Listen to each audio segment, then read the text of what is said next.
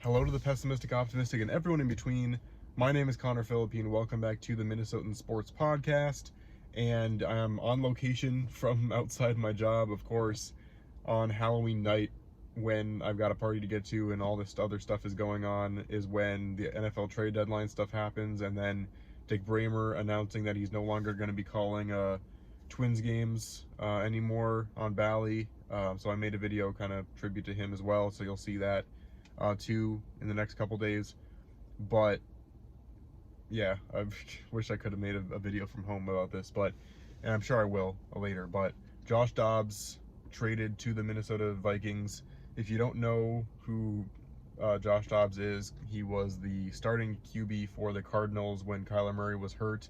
He just recently got benched, and so it remains to be seen whether he was benched just because he was going to get traded or not, because the quarterback that the Cardinals are throwing out there, the fact that I don't even remember what his name is, it should be a good indicator for that, for how bad he must be. But they must be getting rid of Dobbs more because they obviously, first of all, want to tank. They're not going to admit that, but also the fact they're getting Kyler back. They don't really need Dobbs, so they'll take what they can get for him. But the Vikings traded Dobbs for a 6th round pick, and they're also getting a 7th round pick, so they basically got him for hardly anything.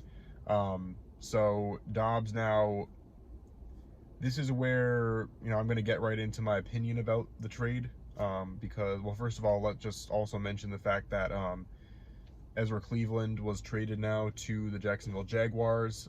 Probably going to be a depth piece for the Jags. I'm sure the Vikings did that because they are confident in Dalton Risner, and he has done well in the last few weeks. I don't like that either because, he is an important depth piece. If Risner gets hurt, we're kind of screwed. Who else is there now at that position? But, on the other end, it was going to be a contract year for him at the end of the season, and so in that way it did make sense to get rid of him now and get something from him for him, because now we got a 6th round pick for him. So it's almost like we got Josh Dobbs now for free for getting rid of Cleveland. But anyway, all that aside, the Josh Dobbs, my opinion on that is I like the move, but not if we are going to have Josh Dobbs right off the bat now as our starting QB. And it has been announced officially that Jaren Hall will start against the Falcons, sorry.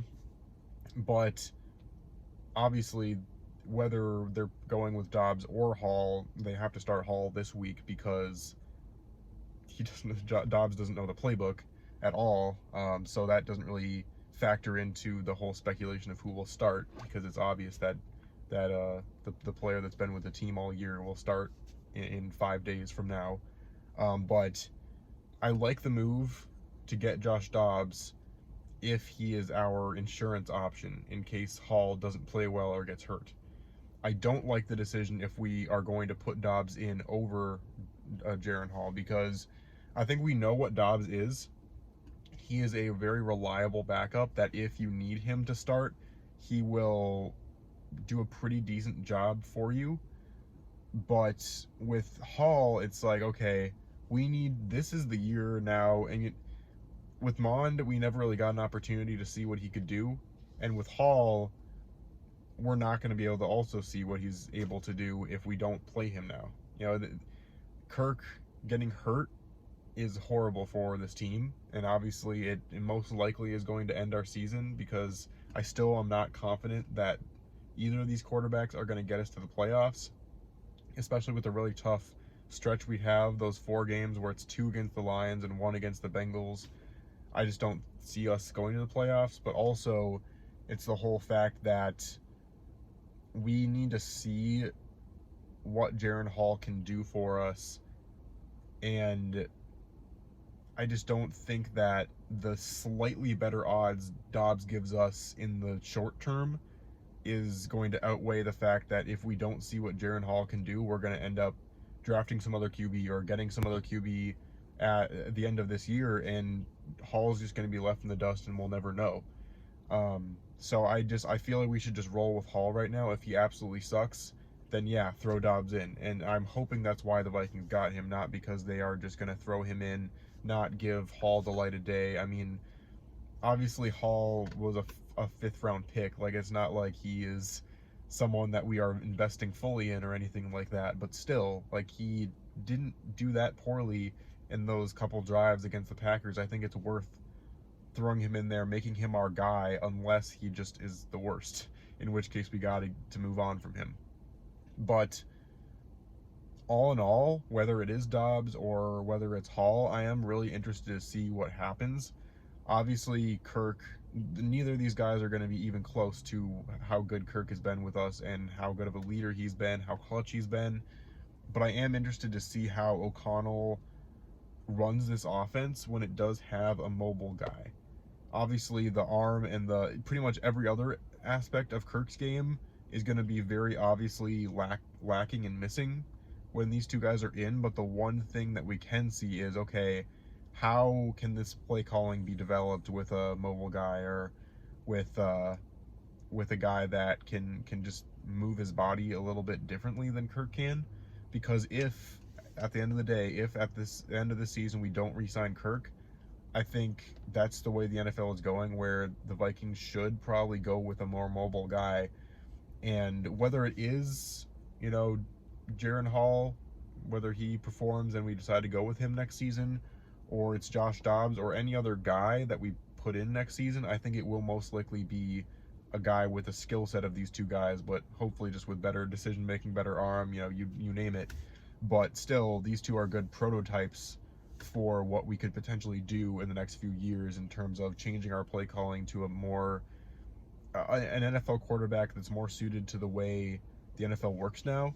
That being said, I'm not saying that I don't want Kirk next year, because I personally would still want us to re-sign Kirk. I'm just saying, if it's not Kirk, it should be a guy who's more agile, who is more of a mobile QB. Because I don't want to pay for anyone else on the market right now that can't do those things besides Kirk. So that's my opinion on it. I would rather have us put Hall in, but either way, I don't think that either of these guys is going to give us that good of a chance to go to the playoffs this year. So whatever they want to do should be more based on their future than their present.